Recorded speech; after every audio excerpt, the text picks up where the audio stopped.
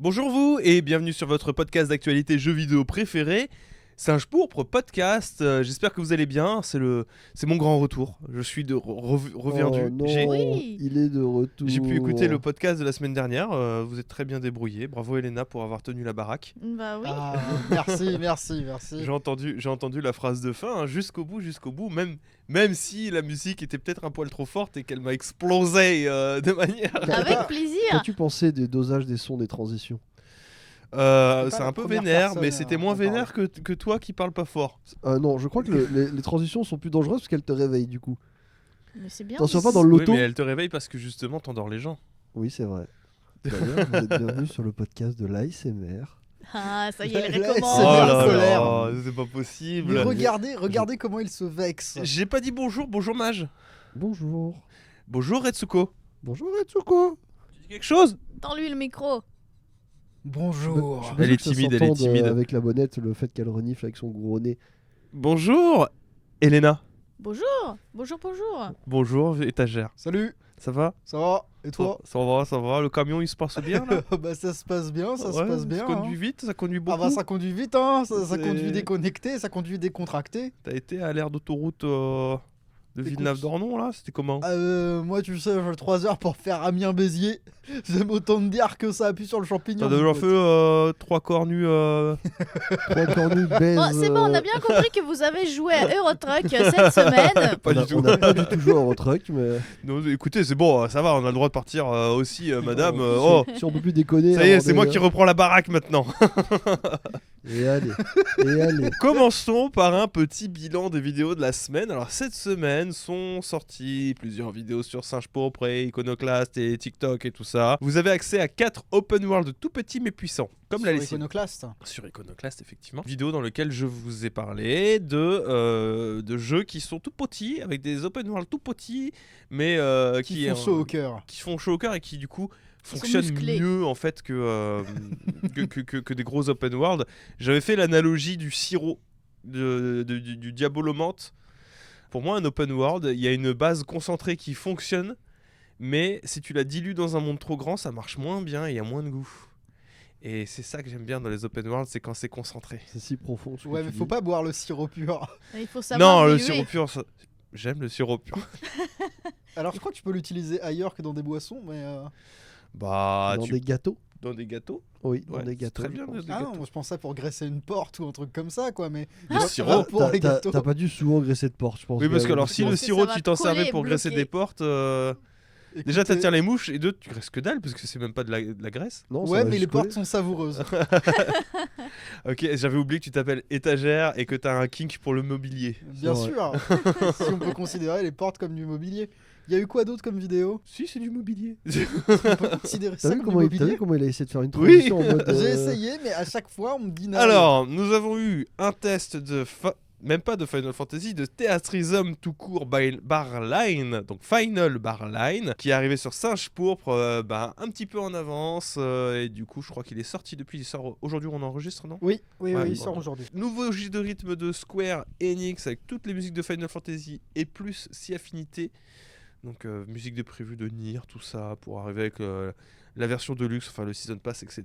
Malgré un truc que j'avais pas souligné, effectivement la tarification pas fou folle quand même de la part de Square Enix. Il y a des musiques exclusives à l'eShop Et allez, ça qui commence. ne sont Oui. pas trouvables sur PS4. Terrible. Non, mais c'est pas simplement ça, c'est qu'il y a des musiques exclusives à la version de luxe Ouais. que tu ne peux pas acheter en DLC. Oui. Et Deluxe, attention, exclusif Deluxe, des maths. Oui. Ah Et là là. dans ces musiques, je crois qu'il y en a 27. Il y a des. Bon, c'est des petits titres, genre To the Narcand, Par exemple. par exemple. Pas très connu, Pas enfin très pas connu, du tout une musique emblématique de Final Fantasy X. Du Final Fantasy. en Personne général. connaît ça. Faut arrêter de déconner. Au bout d'un moment, vous exagérez un petit peu à pas être content de pas les avoir. N'importe quoi, quoi. Ils sont Je dans sais leur pas. bon droit. Je sais pas si le second degré ça passe par la voix. Non, C'est compliqué en Si. podcast, il faut faire Par- attention quand même. Par la voix, ça passe, c'est à Il faut l'écrit que c'est dur. C'est vrai. bien le souligner. Vous avez eu un test également de Metroid Remaster. Et tout finish, vous avez eu un test de Fire Emblem Engage, les deux sur Singe pour podcast, on a été plutôt actifs. Hein. Ah, Non, pas mais- sur Singe pour sur Singe pour Sur tout court. Singe pour tout court, mais ça a bombardé cette semaine. Oui, Ah, c'était une ouais, semaine c'est énervée. 3 hein. Félicitations. tests. 3 tests. 3 tests. Mais alors Dans la pourquoi même autant de semaine. tests, Elena Mais oui, pourquoi? Qu'est-ce qui t'a pris, dis-moi? Mais parce qu'il y a beaucoup de jeux. Il y a eu beaucoup de jeux. Eh oh, calme-toi, on n'est pas pressé. Niveau short, tout ça, on va peut-être faire une petite mise au point. J'abandonne les shorts. Pour moi, la vie n'est que pantalon. Non, en février, je conseille plutôt les pantalons, effectivement. Non, mais les shorts Et les YouTube, Bermudas. T'en penses quoi, les Bermudas? Moi, j'aime pas les Bermudas. bah c'est un peu coincé dans les années 2000. Oui, t'as le gel dans les cheveux là pour faire les petits pics. Les gels qui piquent, ouais. Ouais, t'as un t-shirt avec des flammes dessus. T'as Un- un Bermuda. Un Bermudas oversize. Ils et ont t'as toujours une forme très Petite bière à la bizarre, main. les Bermudas. Heineken. Une Heineken. Cronenbourg. Ah, j'aurais dit une 8.6, mais pas avec l'habillage récent des 8.6. Les 8.6 des années 2000. La Elles clope avaient au une bec gueule ou pas la différente. clope au bec? Quoi? La clope au bec ou pas la clope au bec? Bien sûr, la clope au bec. Évidemment la clope au bec. Donc du coup oui on abandonne les shorts YouTube, mais par contre ça veut pas dire qu'on va abandonner les TikTok. Il y en a eu pas mal aussi qui sont sortis. Ce qui va se passer maintenant c'est que chaque test sera accompagné de son TikTok sur Singe Pourpre. Donc vous avez eu du Witcher mise à jour Next Gen, parce qu'on en a parlé, du Final Fantasy Theatrhythm également, du Metroid, du Fire Emblem Engage, et on a également relancé le TikTok Iconoclast. Oui. Parce que c'est un format qu'on aime bien, qui est plutôt intéressant à faire sur 1 minute et Bah, plus. On à condenser. ouais, c'est ça, c'est la truc dont on s'est aperçu, c'est qu'on peut développer quelque chose de différent. On peut développer des vidéos qui sont un peu complémentaires. Il y a des choses qu'on peut faire sur TikTok, surtout qu'on peut dire sur TikTok, qu'on peut pas dire sur YouTube, et ça permet de faire des phrases d'accroche absolument incroyables. Tu as un exemple en tête?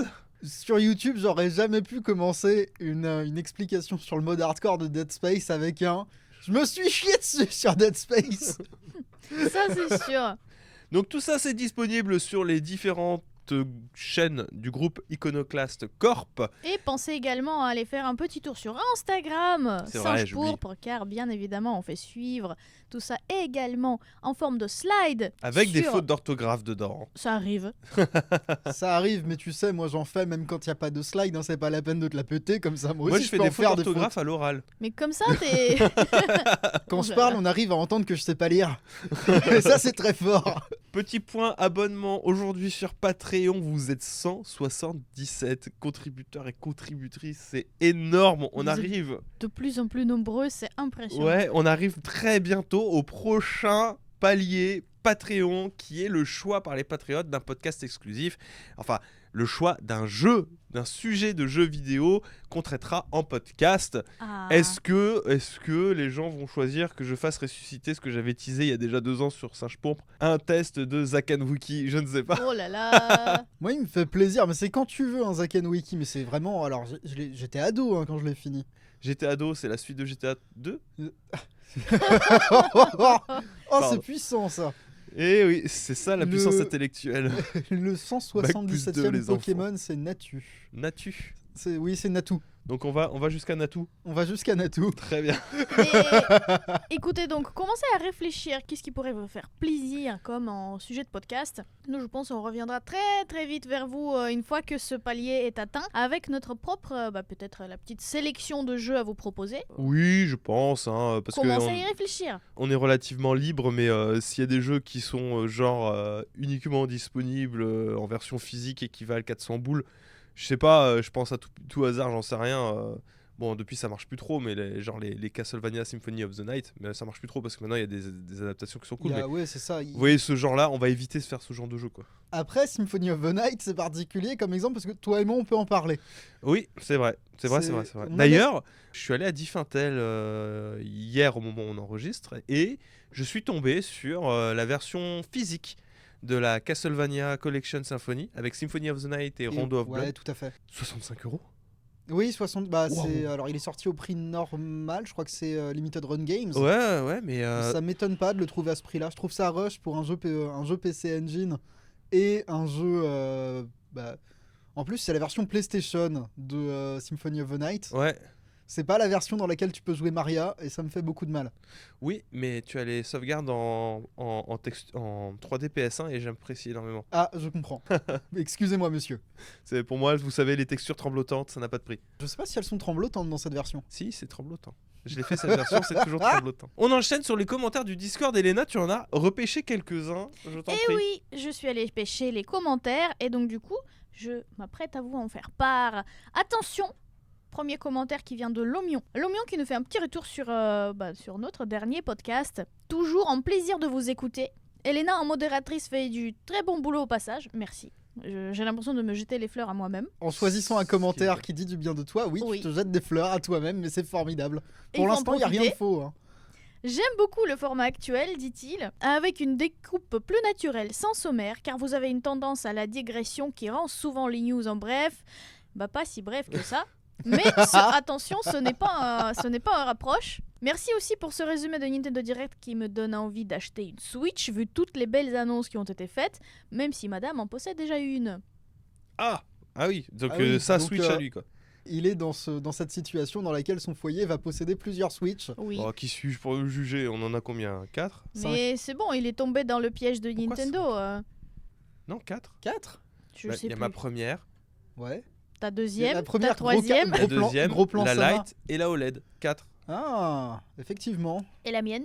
J'ai déjà compté. D'accord. Ça fait beaucoup quand même. Ça Oui, commence- bon, ça fait énormément, mais bon, je ne suis pas un foyer standard. Je suis un foyer Tu youtubeur. sais, alors, je fais une petite digression, mais il faut que je vous parle du problème de parents joueurs dont le métier est d'acheter régulièrement Ah. des jeux vidéo ou Oui, des jeux. effectivement. Quand on se balade en ville avec notre fils pour aller acheter des jeux, vous imaginez pas à quel point c'est compliqué pour un enfant de se dire mais pourquoi papa, maman ils achètent plein de jeux et moi j'ai pas de jeux. Et bah, du coup, t'es obligé d'acheter un jeu parce que papa, maman ils ont eu des jouets, moi aussi je veux des jouets. Le pauvre gamin, dis donc. Il est à plaindre. Dis-moi. Oui, il est à plaindre, hein. Ouh là là. Mais oui, du coup, on a un budget jeu aussi. À chaque fois qu'on sort et qu'on doit acheter des jeux pour les tester ou des trucs comme ça, sinon il fait le hibou d'après. C'est vrai Quand il demande, attention, demande. parce que il Enfin, il fait boude pas, pas, il est il fait pas de terriblement triste. caprice, il réclame pas à chaque fois, mais des fois ça arrive qu'il a envie de participer. Mais attends, parce que ce qui est marrant, c'est qu'il fait pas de caprice. Par contre, il est premier degré très triste et il prend cette pause quand on est dans les magasins et qu'on lui dit « Tu es trop petit pour ce jeu ». C'est Negative Man dans Mother 3. Ouais, le parallélépipède rectangle il est jaune. vraiment à déprimé. 4 pattes par terre, tu sais comme ça. Oh. Moi j'imagine vraiment mais ce truc qui est souvent repris dans les animés, je sais pas si vous voyez la référence à Ashtanojo là, Oui. le mec assis sur le truc, le boxeur qui est mort. Mais du coup, reproduit ça à plusieurs reprises. Parce qu'une fois qu'on lui dit non, mais ça t'es trop petit, il passe à une boîte à côté ou à un jeu à côté et c'est la même chose. T'es trop petit et ça recommence. On revient aux commentaires de notre Discord.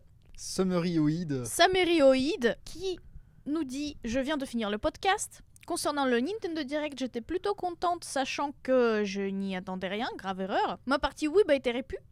Sur la... Sur la prochaine console, au vu du décalage dans le temps, une rétrocompatibilité me paraît pas déconnant. Sachant que l'émulation sur la Switch est plutôt stable. Après, je m'attends à une console de transition un peu comme l'a été la GBA ou la 3DS. Mais oui, c'est compliqué de se positionner après une telle console. Le plus simplement du monde, on va réutiliser, je pense que disait ce que fait Nintendo à chaque fois, l'émulation du hardware de la génération différente. Je pense pas qu'on se risque trop. Moi, je suis très suspicieux aussi. Hein. Je pense que ce serait catastrophique pour Nintendo s'il faisait le choix de ne pas faire une Switch 2. Et vous savez, vous le savez au fond de vous qu'il y a des chances que... Parce que Nintendo, quand une génération ça va bien, la génération qui suit ça va pas du tout. Oui. Oui, alors certes, mais la transition du parc Wii U Switch, elle s'explique parce que la Wii U était un four. Oui. Mais tu peux remonter à plein de choses, genre après la SNES, la 64. Oui. Bon, après mais il y a eu la GameCube. après, la Nintendo 64, c'était un autre délire parce que les cartouches NES sont pas compatibles sur Super NES, les cartouches Super NES sont pas compatibles sur 64. Les cartouches 64, bon, bien évidemment la GameCube, elle passe au CD, donc voilà, mais je pense qu'avec la GameCube, qui était un four, hein, pourtant, enfin un four, oui et non, elle est arrivée tard, il y a des raisons qui expliquent le destin de la GameCube, bien entendu, c'est une très bonne console. Je préfère la PS2, mais ça c'est parce que j'ai raison, mais... par rapport à une histoire sur Twitter. Oui, je vois. Oui. Non, plus sérieusement, et troll mis à part, je pense qu'on peut tabler sur une transition avec des cartouches compatibles. Moi, la question que j'ai envie de te poser, Allez, d'abord je mets du sucre pour revenir sur cette histoire de Ça Twitter. veut dire que tu vas mettre du sel après. Oui, la GameCube j'adore. Oui. Voilà, Oui. pas de problème. Ça m'empêche pas de reconnaître que derrière il y a plus de bons jeux sur PS2, mais la GameCube j'adore. Maintenant, on va passer sur la tartinade de sel sur des plaies ouvertes, s'il vous plaît. Quand on arrive dans un monde, je me permets, j'étais pas là la semaine prochaine, la semaine dernière, j'ai le droit. J'étais pas là la semaine prochaine. J'étais pas là la semaine dernière, j'ai le droit, je me C'est permets. pour ça que j'ai récupéré les commentaires. Vas-y, donc. je Oui, sors mes allez-y. bottes de Est-ce catch. que on peut dire encore qu'il y a tant que ça de bons jeux sur GameCube quand finalement on entre dans l'ère des portages sur Switch? Waouh. Mais le truc, en fait, je Tu pense. dépossèdes la GameCube de tous ces bons jeux, c'est On ça a dépossédé la Wii U de tous ces bons jeux. C'est quelque chose, mais c'est justement quelque chose que je trouve très intéressant et je me demande si on peut pas l'aborder en vidéo. Ouais. Il y a une manière avec laquelle Nintendo fait des trucs avec la nécrologie de ses consoles. Enfin, avec. Il sort des jeux de la morgue. Mhm. Effectivement, on a fait beaucoup de blagues, nous-mêmes, plus qu'à notre tour, sur tous ces morts de la Wii U sortis de la morgue.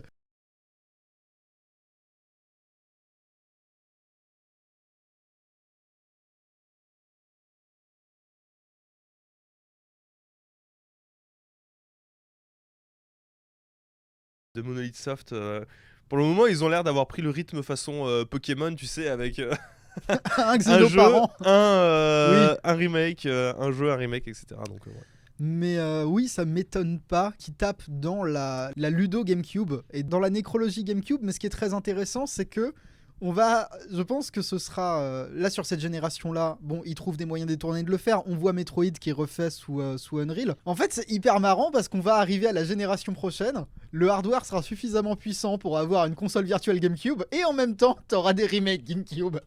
Bah ouais. Les Je pose la astres s'alignent sur la génération prochaine, à mon avis. Je veux dire, on arrive à un moment où il y a consécutivement un portage Baton Kaitos 1-2 et Tales of Symphonia, ce qui fait qu'il reste littéralement 2 bons RPG sur GameCube exclusivement. Il reste le meilleur d'entre eux. Pour moi, le meilleur d'entre eux, c'est le Paper Mario. Oui, c'est vrai qu'il manque Paper Mario. Selon moi, Après, c'est peut-être un des tout meilleurs jeux de la console, au passage. je suis d'accord et je pense que pour le coup, ce sera très compliqué de le porter quand on sait que Nintendo, j'ai l'impression que les Paper Mario ne sont plus les RPG pour eux dans leur tête de Mario, qui est la place laissée au Mario et Luigi quand bien même le studio serait mort. Du coup, je pense que ce serait compliqué de le voir débarquer ailleurs, mais je me trompe peut-être. Bah, il y a Paper Mario sur la console C'est vrai. virtuelle 64. C'est vrai. Non, mais vraiment, j'attends Paper Mario GameCube comme le Messi. Théogal qui nous dit très sympa le podcast. Avenir difficile pour Nintendo. Enfin, difficile, c'est vite dit. Ils vendent encore par palette leur matos. Ma théorie pour l'évolution de la Switch serait peut-être, telle la New Nintendo 3DS, une nouvelle gamme plus puissante, avec une partie réduite de jeux uniquement compatibles dessus, comme par exemple Fire Emblem Warrior à l'époque, Oui, et le Xenoblade. reste des jeux compatibles. Dans tous les cas, je pense qu'ils doivent absolument garder la compatibilité cartouche Switch plus rétro compas sur leur prochaine console. Pourquoi pas une Switch version uniquement dockée, plus de puissance, de meilleure résolution, Non. dans le but de jouer only sur TV. Mais Non, là on arrive vraiment, je pense, je sur la... sens que disons que la deuxième partie du message, elle trahit la personne qui l'écrit. Théogal, je sens que c'est un peu c'est un peu un hardcore, tu sais. Ouais. Moi-même, je suis dans les personnes qui tordaient le museau à la sortie de la Switch OLED parce que je me disais, mais j'ai déjà un écran OLED en prenant mon cas pour une généralité. Sauf qu'effectivement, je pense pas que... Enfin, Nintendo qui, par génération, a pris l'habitude de diviser ses hardware pour des utilisations différentes et aussi les placer sur des gammes de prix différents. Bon, il y aura peut-être une version dockée, mais enfin, à mon avis, Non, c'est divisé en plusieurs. Je pense que le concept de Switch Lite était déjà un peu bancal, si vous voulez Un mon peu avis. Il faut caduc, garder tu le penses côté hybride de la console, quoi Mm. qu'il advienne. Ouais. Je pense. Ouais, et t'as le raison. full docké, je trouve que c'est compliqué. Et puis de manière, on arrive sur une période où là, c'est même plus la peine de penser à une déclinaison de la Switch. C'est vraiment la next-gen qui est attendue du côté de chez Nintendo. Bah oui, c'est ce qu'on dit à chaque fois. Elle a Mm. fini. C'est le mois prochain qu'elle a 6 ou 7 ans, je crois. On le dit à chaque Ouais, fois, j'oublie. en mars. Elle mars aura 6 ans. 2017. 6 ans. Oui, c'est la fin. C'est la C'est le fin. crépuscule. C'est le crépuscule. Comme la princesse du crépuscule. Excusez-moi. La prince. C'est Zelda Oui. Ah. Twilight Twilight Princess. Princess. Ah oui, effectivement. En voilà une qui pourra revenir. Ouais, Parce que c'est peut-être. un jeu GameCube. Peut-être. On va pouvoir continuer, du coup, vous avez joué à quoi Mage. Bonjour. Ah, enfin, je peux parler après cet arc Nintendo. Personne ne t'a empêché de parler. Oui, Arrête. mais tu le sais très bien, dès que ça parle de Nintendo, je suis un peu en mode oh là là. À quoi j'ai joué? Tu le sais à quoi j'ai joué, pourquoi tu demandes? Malgré ton Mais moi je le rhume. sais, mais les gens le savent pas. hein. Oui, bon, alors cette semaine, moi j'ai pu encore, malheureusement, tu sais, je suis bloqué dans la faille spatio-temporelle de Monster Hunter Rise, que j'ai terminé, enfin, plus ou moins d'un point de vue campagne, mais qui continue, hein, parce qu'il faut optimiser ses farms, il faut optimiser son stuff, donc je suis bloqué là-dessus. Optimiser ses femmes. Ses farms. Optimiser ses Je te jure, femmes. fais un Bah, effort. alors, je veux bien faire tous les efforts du monde, mais je vais pas vous mentir, je suis dans une bronchite, j'ai le nez bouché qui Oui. coule, je vais faire de mon mieux, mais ça peut pas être exceptionnel. Ok. hein, donc, Courage. Courage, ouais. j'ai beau me soigner, à On un est moment où je peux avec pas toi. battre toute maladie comme ça. Bref, je joue à Monster Hunter Rise et je joue un peu à Atomic Hearts. Atomic Hearts, voilà, j'ai fait mes premières heures dessus, qui est très sympa, dont je parlerai un peu plus en profondeur la semaine prochaine, je pense. Oui, parce que je crois qu'on est. On a dit qu'on avait le jeu, qu'on a reçu un super press kit sur les réseaux sociaux. Mm. Donc du coup, par définition, ils savent qu'on a le jeu. Voilà. Qu'on a le jeu. Mais, Mais il va on- sortir on officiellement va que la s- semaine prochaine. On va se passer de notre avis sur le jeu. Pour l'instant, en tout cas. Voilà. Voilà, je garde mes cartes dans la main et j'en mettrai plus sur la table la semaine prochaine. Mais voilà, petite semaine, rien de spécifique, vraiment des petites parties de farming sur un des jeux du cœur du moment, Monster Hunter Rise. Mais rien de très clivant, petite semaine. Très bien. Ouais, ça n'a pas besoin d'être clivant. Elena. Bah écoute, moi c'est un peu comme Mage cette semaine, c'est-à-dire que je continue mon petit train-train de Fire Emblem Engage. Vous avez accès actuellement à la review du jeu, j'espère que vous allez trouver ça sympathique et intéressant. Mais maintenant, vu que du coup j'ai fini ma phase de préparatif pour ce test, bah là, je me laisse vraiment aller sur le jeu, je me permets de faire des sessions façon détente, sans me dire qu'il faut que j'avance plus vite. Mais en vrai, c'est drôle parce que j'ai passé déjà plus de 30 heures sur le jeu et je vous avoue, c'est drôle parce que je commence à peine me dire c'est bon, je profite du jeu au maximum. Donc c'est quand même bizarre de se dire qu'il faut vraiment beaucoup d'heures de jeu pour se dire ok, on est bien posé et on profite. On est à la maison. On est à la maison, ouais. Parce que j'ai l'impression que le début du jeu, il faut vraiment te forcer un peu, te dire je me pose pour plusieurs heures d'affilée pour bien rentrer dans le jeu. Bah ouais. C'est, Ouais, c'est l'impression que j'avais aussi en te regardant jouer là. Bah, du coup, moi je t'ai vu faire des maps des anciens Fire Emblem. Qui étaient, je crois que c'est des DLC. Exactement. Alors non, c'est pas un DLC. Le truc c'est que quand tu avances dans le jeu, tu arrives à un certain niveau de développement de l'histoire et on peut dire que tu débloques des nouvelles batailles et ce sont des batailles qui sont liées aux emblèmes du jeu. Donc aux anneaux d'emblèmes, aux personnages qui viennent des vieux Fire Emblem. Ils te donnent directement une map qui vient D'un de leur ancien, jeu. Ok, d'un Par ancien Fire exemple, Emblem. J'ai fait une bataille avec Lucina qui vient de Fire Emblem Awakening. Ouais. Et la bataille elle se passe sur la map de la reine de Ferox. Ok. Donc c'est Awakening vraiment aussi, Awakening, chapitre très quelque part au début du jeu. C'est peut-être la bataille numéro 4 ou 5 dans le jeu. Ça arrive très vite. Pareil, j'ai fait aussi une bataille avec Lynn qui vient du premier Fire Emblem qui est arrivé en Europe en 2004. Oui, sur GameCube du coup, parce que les Fire Emblem Super Nintendo on les a pas eu. Non. Donc c'est ouais, ce sera sur GameCube, c'est pas Path of Radiance, c'est Path of Radiance, il me semble que c'est celui sur Wii. Wii. C'est- Ouais. C'est Radiant Dawn. Ouais, c'est Radiant Dawn sur GameCube. Ouais. Ouais, c'est ça. Je confonds à chaque fois les noms des Fire Emblem, vous savez. C'est pas le Game Boy Advance plutôt? Oh, Alors c'est Shadow là, Dragon. Shadow Dragon, c'est DS. Ouais, c'est lui, hein, c'est Attends. Fire Emblem Game Boy Advance. C'est The Sacred Stones. Je crois. Il y en a deux. Il y a un Fire Emblem tout court sur GBA et il y a Sacred Stone. C'est sur, juste Fire Emblem sur voilà. GBA. Et Radiant Dawn, c'est celui sur Wii. Je viens de vérifier. Ok. Voilà, donc c'est Fire Emblem 2004 sur GBA et il y a une carte qui vient précisément de cet épisode-là. Une carte importante pour le personnage qui t'accompagne, donc pour Lynn. C'est Ok, la mais carte c'est- de son village à elle. Mais Ok. C'est vachement cool. Et du coup, tous les personnages emblématiques, ils ont leur propre carte qui te donne un défi supplémentaire, que tu peux débloquer des choses une fois que tu as combattu. Mais surtout, tu expérimentes cette situation-là où tu te bats contre ton propre emblème du coup. Parce Ah, que d'habitude, tu les utilises pour battre les ennemis. Là, c'est eux qui t'attaquent. Et tu sens en fait la puissance de leurs attaques. Tu te dis, ah oui, mais c'est ça qui se passe quand J'aime bien parce que j'attaque les méchants. là, ouais, mais c'est marrant, mais je pense qu'on va enchaîner. Mais j'aime bien quand tu cites MHD comme ça. N'oublions pas ce qu'il a dit, c'est la puissance. Très Sur bien. Afro Trap, je sais plus combien, mais c'est la puissance. Très Non bien. mais voilà, Fire Emblem Engage, franchement toutes les semaines, le temps que je joue, je découvre de nouvelles choses et c'est très agréable. Donc le jeu il arrête pas de donner des expériences supplémentaires plus tu avances. C'est cool. C'est cool. Moi, la semaine dernière, du coup, je suis parti à un press tour et Dans- j'ai rencontré Atomium. Ouais, il est Très sympa. très gentil garçon d'ailleurs, hein, vraiment. Mais c'est l'image qui bonga, bonga. renvoie. Elle a l'air très sympa. Et Atomium, pour il le m'a coup. vraiment chauffé à jouer à Tactics Advance. Donc je vais le jouer. En plus, je l'ai en cartouche, donc je vais y jouer sur l'Analog Je Pocket. sais pas à quel point ça me fait plaisir de t'entendre dire des choses comme Voilà, ça. Même c'est si juste je ça m'a fait préfère le penser deux. l'expérience d'Elena. Oui Je t'en mais prie. enfin toi il faut que tu testes le Fire Emblem Ok, Engage, ok. je pense que tu vas kiffer. Je t'en prie, étagère. Déjà, moi vraiment quand tu me parles de Tactics Advance, ouais, Jouzy. Bah, Jouzy, si tu fais la bataille de boule de neige au début du jeu, lance une boule de neige pour moi. Il me l'a vendu dès qu'il a dit non mais en fait c'est plein de micro-combats avec des petits terrains et Oui. ça dure pas plus de 10-15 minutes. Oui, c'est ça. Ah oui. C'est effectivement Voilà. ça. Non mais tu verras. Ouais, je verrai, je on verrai. en Donc rediscute, je- mais c'est vraiment un de mes J'ai jeux plein de choses à préférés. faire mais il a une petite place dans ma to-do list. Et ben moi j'ai relancé Hades.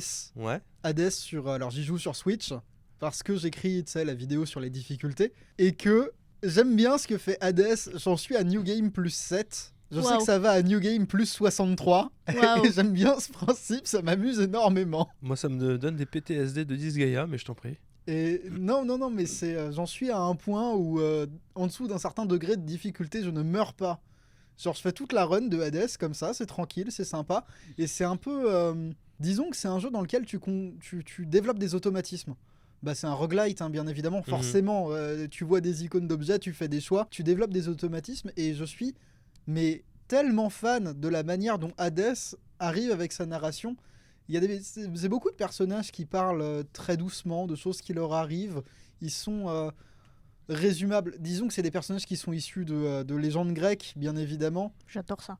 Faire ma run de Hades et me dire ok, au niveau 1, je vais prendre le bonus de Sisyphe. Au niveau 2, je vais aller parler à Eurydice. Enfin, moi, ça m'amuse énormément, sorti de son contexte. Qui plus est, Eurydice, c'est ma préférée parce que son bonus, il est incroyable. Ouais. Mais Hades, ouais, c'est un jeu auquel je me plais à rejouer de temps en temps. Sur le côté, moi, je me suis lancé dans Théâtrythme, moi aussi. J'ai un problème avec ce jeu. Alors, j'ai commencé par les chansons de Final Fantasy V. Je regrette dans Théâtrythme que l'aspect RPG, finalement, se marie, selon moi, assez mal avec l'aspect jeu de rythme. Bon, Dans la- si, ça va. Ça va, mais dans la mesure où s'il y avait un réglage unique, je serais tout à fait capable de passer n'importe quelle chanson en hard. Mhm. Mais que comme mes personnages sont niveau 1, si je loupe 3 notes, je meurs. Bon, bah c'est fort de café quand même.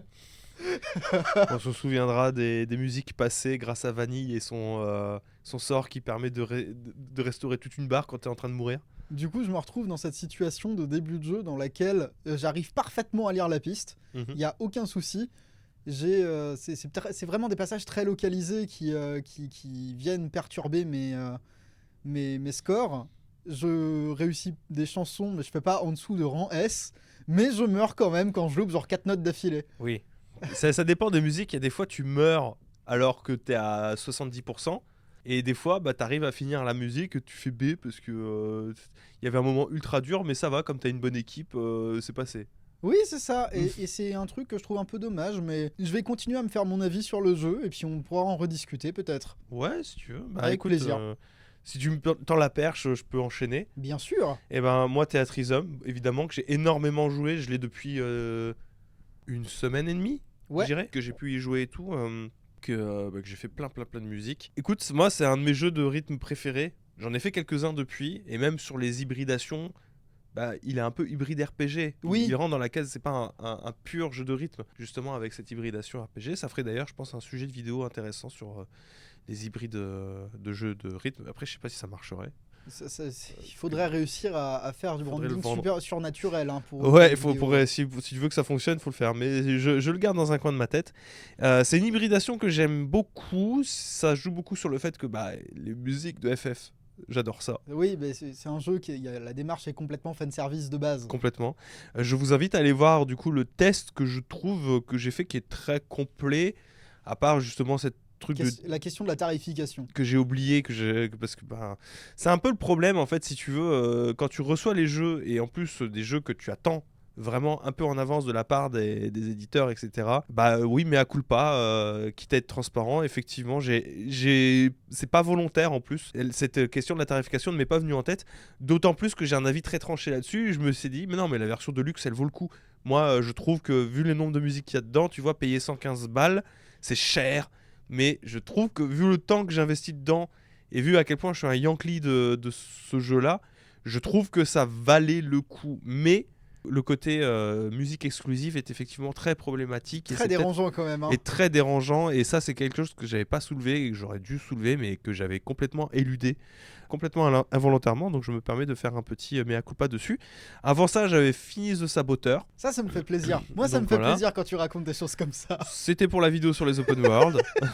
Si c'est à refaire, je suis content de l'avoir fait, de l'avoir découvert, mais c'est vrai qu'il y a quand même plein de petits problèmes. J'en parle dans la vidéo, c'est un jeu qui est pas fini parce que le studio a fermé ses portes à cause de Electronic Arts qui a dit non mais en fait vous faites pas partie de notre portfolio. Mais pourquoi tu nous as racheté connard du coup si on fait pas partie du portfolio. Donc bon il y a toujours ce côté un petit peu touchy. Et puis c'est un jeu de 2009 qui est dans son jus de 2009 avec... J'aime bien parce que quand on dit c'est un jeu de 2009, moi j'arrive en rigolant en disant c'est un jeu qui est marron comme tous les jeux PS3 360. Mais Oui. toutes les images que j'imagine de ce jeu, elles sont effectivement marron. Non, sauf les moments où ils sont en noir, blanc et rouge, quoi. Ah oui, c'est vrai. Il y a que ces moments-là, qui d'ailleurs, c'est des fulgurances, je trouve, de ce jeu, d'avoir proposé. Et je trouve que c'est dommage qu'il n'a pas eu assez le temps de peaufiner cette ambiance graphique qui, quelque part, antagonise de ouf l'ennemi nazi, quelque part. Et Oui, mais c'est normal. ça lui donne un petit côté... normal. En fait, vu que tu connotes ça avec des jeux comme Mad World, par exemple, ou ce Oui. genre de choses... 2008, Ça lui je donne crois, un Mad World. petit cachet. Parce que les inspirations sont John McClane et Indiana Jones, c'est ce que disaient les développeurs. Mais là, on est plus du coup sur Inglourious Bastard, tu vois. Je sais plus en quelle année il est arrivé ce film. Il est arrivé un peu plus tard, mais pas 2009, je crois, Non, un non, peu non, plus non, tard. non. Mais ça lui donne un petit feeling Quentin Tarantino Oui. en antagonisant à fond comme ça l'ennemi et en faisant un petit côté très, très beauf et très bourrin. Mais beauf il l'est, mais... Hein, Mais c'est- le fameux DLC Enlève cache téton là. Nous n'en parlerons pas, Nous mais n'en- il existe. C'est 2009 Inglourious Basterds, dis donc. Ça m'étonnerait pas vu que c'est un truc qui a été rajouté à la fin. Il faut savoir que en fait ça a été rajouté à la fin pour vraiment donner ce côté-là. T'es dans une zone méchante avec des méchants partout. C'est les seules zones dans lesquelles il pleut. Voilà, c'est pour te dire à quel point c'est les zones tristes parce qu'ils n'arrivaient pas en fait à rendre visuellement à rendre le côté occupé de Paris et Ah. qu'il y a ce côté-là noir-blanc qui fonctionnait bien. Je vais pas rester très longtemps sur The Saboteur parce que j'ai aussi joué à Metroid Prime Remastered qui est quoi qu'on en dise un remaster. C'est juste qu'ils ont fait un vrai travail de remasterisation d'images. Je suis content que le jeu soit refait à ce point-là. N'en demeure que mes souvenirs de Metroid Prime sont ce qu'ils sont et que ai-je vraiment envie de rejouer à Metroid Prime ? Point d'interrogation. Rejouer Metroid Prime, je sais pas. Je pense que ça vaut le coup quand même parce qu'il y a l'exercice de remasterisation qui est plutôt pas mal. Il y a des petits détails visuels qui rendent peut-être le jeu plus lisible, mais ça j'en parle dans mon test. Ouais. La sursaturation de certains éléments pour la résolution d'énigmes. Je pense notamment les portes de différentes couleurs en fonction du canon que tu utilises qui sont un peu plus saturées. Ce qui fait que tu vois bien que c'est violet, blanc, rouge ou bleu pour les différents canons. Là où j'ai vu des images de la version Wii et de la version GameCube, il y avait des teintes plus grises et c'était très subtil. Donc ne serait-ce que la sursaturation, c'est pas mal. Après, ce qui est aussi intéressant, c'est de se dire tu joues de la manière que tu veux. C'est-à-dire que tu Oui. as le gameplay avec le double gyroscope. stick façon comme tout n'importe quel FPS console en 2023. Tu as la version originale avec une manette soit de base Switch ou alors en branchant la GameCube. Ça fait plaisir. La manette GameCube, pas la GameCube. Non, mais par contre, il va falloir réimprimer l'adaptateur de manette GameCube, Ouais. les messieurs de Nintendo. Et du coup, le contrôle au Joy-Con pour jouer comme sur Wii. Voilà, donc vous avez ces options-là qui sont plutôt pas mal. Ce qui en fait que c'est un jeu qui est très agréable et qui est très fluide. On est sur du 900p 60 images par seconde. 60 images secondes stable. Stable. Ok. Oh, C'est intéressant. vraiment extrêmement fluide. Je m'étais fait la réflexion hier, je dis mais attends, mais c'est vrai qu'il est méga fluide et puis il passe super bien sur la télé et tout. Donc je suis allé voir sur Digital Foundry qui a fait les tests. On est sur du 900p en docké, du 600p en version portable et dans tous les cas du 60 images par seconde, bien stock, bien fluide. Donc non, c'est un bon travail de remasterisation parce que à part quelques ajouts de quality of life par-ci par-là, comme je t'ai dit, sur les modes de jeu ou sur les sursaturations des couleurs pour que ce soit un peu plus visible, il n'y a rien d'autre qui a été rajouté. C'est le même jeu qu'en 2002. Oui, j'allais dire 2002. Avec c'est la période où les fans de Metroid, qui n'avaient pas eu de nouvelles depuis Super Metroid, genre ils ont eu 3 jeux en un mois. Ce qui est marrant, c'est que c'était l'un des plus beaux jeux de la GameCube et ça reste aujourd'hui un des plus beaux jeux de la Switch. Oui, très probablement. Il faut par contre faire attention aux sauvegardes. Oui, mais ça fait partie des problèmes. J'en parle dans mon test, hein, mais faites attention aux sauvegardes dans la mesure où c'est un jeu de 2002 et que il ne sauvegarde pas il n'y automatiquement. a pas de sauvegarde automatique et si tu combats un boss et que tu perds contre ce boss, c'est parce que le jeu en mode standard il peut être un peu compliqué. Enfin, en difficulté standard, il y a un mode facile qui a été rajouté depuis. C'est un jeu du coup de 2002 avec si tu te fais un boss et que tu te fais péter, tu reviens à la dernière sauvegarde. Si la dernière sauvegarde elle était il y a genre 20-30 minutes, et il faut te retaper 20-30 minutes de dédale. Voilà. Alors, la date de sortie de Metroid Prime. Elle est sortie déjà. Oui, non, je sais, mais il est sorti en novembre 2002 en Amérique du Nord, en février 2003 au Japon et en mars 2003 en Europe. Ah ok, très bien. Voilà. Jeu de 2003. Bon je pense qu'on a fait le tour de ce à quoi nous avons joué cette semaine. Si Oui. vous êtes... On peut entamer les news. Oui, allons-y. La première news a plutôt valeur informative. Je tiens à vous le rappeler, mais en fait, l'eShop Wii U et 3DS, c'est bientôt fini. Et bientôt, c'est genre fin du mois de février. Ah. À partir du 27 mars 2023, il ne sera plus possible de faire des achats sur l'eShop. Oh non.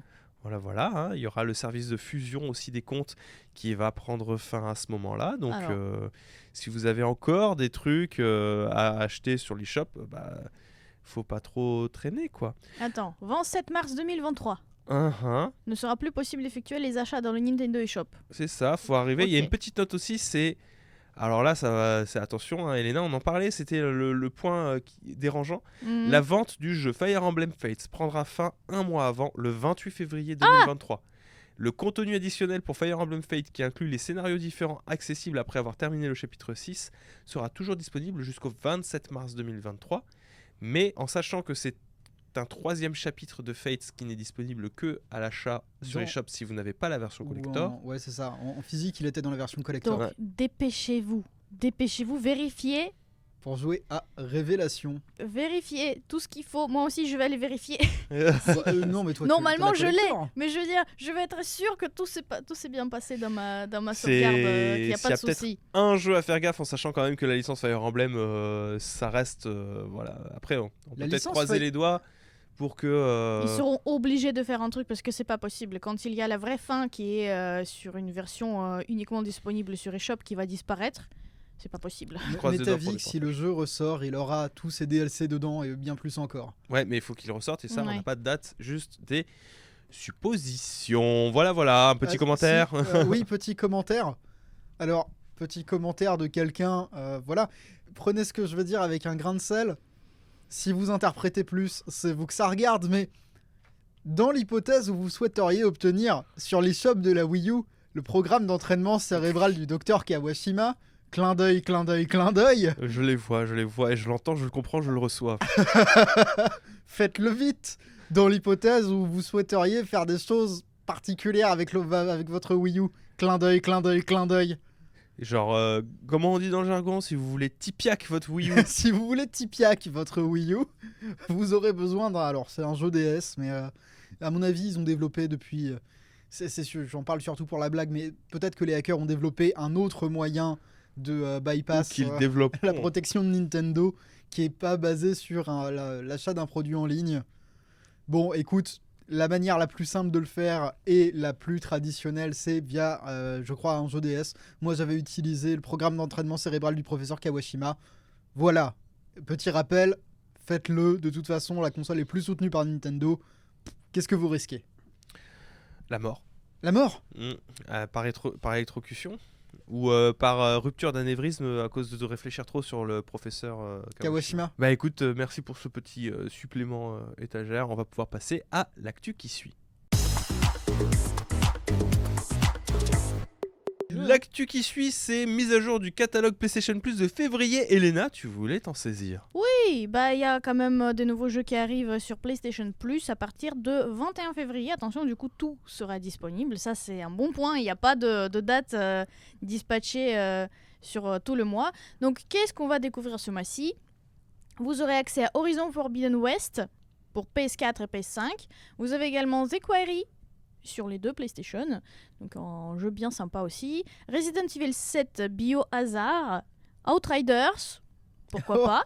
Voici Scarlet un nom que je Nexus. n'avais pas entendu depuis bien des lunes. Oui, effectivement. Donc Scarlet Nexus. Quelqu'un a joué à Scarlet Nexus? Oui, quelqu'un. Nous avons tous essayé de jouer à Scarlet Nexus. T'en souviens, Il n'y en a c'était- qu'un qui l'a c'était- fini à moitié. C'était un jeu qui était sélectionné, auquel on devait tous jouer. Exactement. Et finalement, je suis le seul à l'avoir fait avec Florian.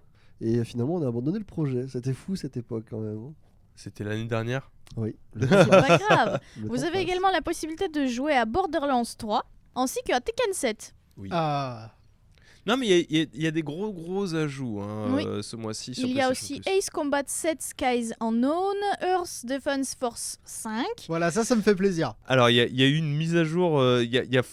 Square Enix veut amitié terminée avec le Game Pass. Maintenant, PlayStation is my new friends. Oui, Oninaki. Il y a les ajouts des jeux Tokyo Factory. Ouais, le ouais, studio je vois ça. de Square Enix qui fait des actions RPG et des RPG un peu à l'ancienne, notamment Oninaki et Lost Sphere, Et- I Am Setsuna, qui sont 3 RPG sympathiques. Je n'irais pas dire qu'ils sont exceptionnels. Oui, c'est ça. Si on nous avait survendu I Am Setsuna comme une expérience révolutionnaire machin, en fait, il est sympathique. Mais Tokyo Factory, il faut bien comprendre que c'est une volonté très rétro de faire du RPG.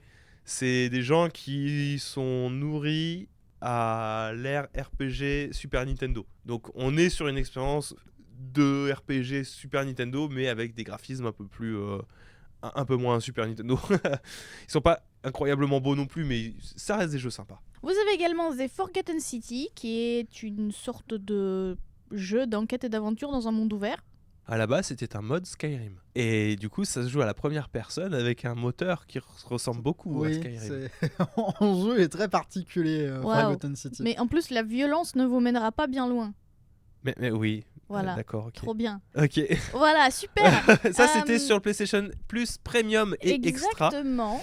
Et il y a aussi des classiques du coup qui ressortent sur le Premium, donc The Legend of Dragoon de PS1, La vache. Wild Arms 2 de PS1, Oh la Harvest Moon Back to the Nature de PS1 et aussi Destroy All Humans de PS4. Alors, Destroy All Human, c'est pas vraiment une surprise, il est aussi sur le Game Pass.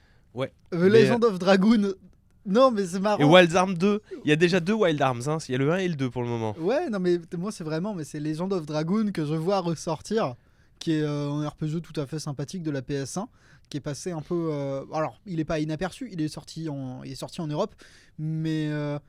Ok, genre. Et je découvre vous qu'il y voulez. a des options de quality of life dedans aussi. Notamment, rendu amélioré, option de retour en arrière, système de sauvegarde rapide et de filtre vidéo personnalisé. Oui, bah, c'est ce qu'ils font à chaque fois qu'ils sortent un RPG de la PS1. Exactement. C'est une bonne chose. C'est une très Parce bonne que, chose. ouais, quoi qu'on en pense, The Legend of Dragoon est un jeu que je trouve un tout petit peu lourd, même s'il est sympathique. Peut-être que je serais content d'avoir enfin perdu 119 € à cause de PlayStation. Je vais peut-être retourner sur le... Parce que Mais- j'ai toujours un abonnement valide de PlayStation Plus Premium sur ce... Oh là là. Mais donc voilà, tout ça est disponible à partir de 21 février. On Oui. va passer à la news suivante. On passe à la news suivante. Et l'actualité qui suit, c'est Wild Arts. Alors, si vous ne savez pas c'est quoi le jeu, contrairement à toute l'interview qui a été diffusée sur IGN de la part de l'équipe de Megaforce, il s'agit d'un Monster Hunter-like. C'est le mot qu'ils ne veulent pas lâcher, hein, c'est le mot Monster Hunter. Hein. D'ailleurs, c'est assez rigolo parce que dans toute l'interview, à aucun moment ils ne disent Monster ni Hunter. Les monstres ne sont pas des monstres d'ailleurs, ce sont des Kemono. Des kemonos, et les chasseurs ne sont pas des chasseurs mais des proies. Parce qu'il faut pas dire Monster Hunter. Non, mais Kemono, c'est vraiment juste monstre en japonais. C'est pas bête plutôt. Alors je précise Bah si, que c'est des bêtes, ce serait Bakemono, monstre, mais bon. Bakemono. je précise c'est un jeu très attendu par Mage. Oui, bah, ça fait partie des jeux que j'attends. Pour le moment, je suis pris avec Atomic Heart, donc je serai pas là à la sortie, je pense. Mais Atomic Heart, monsieur. Art, oui. Oui, excusez-moi.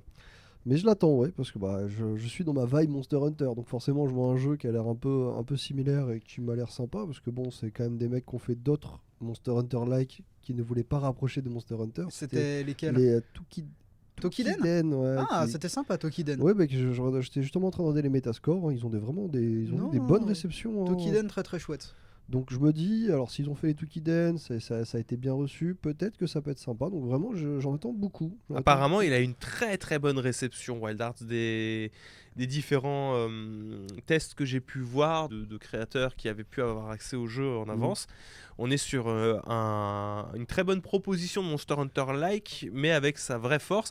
Et c'est justement ce dont parle cette interview, c'est que tout est misé sur le côté artisanat du jeu qui a l'air de fonctionner du tonnerre, mais aussi sur la difficulté du jeu, parce qu'apparemment, voilà, c'est pour ça que je parle, d'après cette interview promotionnelle, il y aurait certains développeurs qui n'arrivent pas à battre certains monstres qui sont vraiment difficiles, à part le co-créateur du jeu qui s'appelle...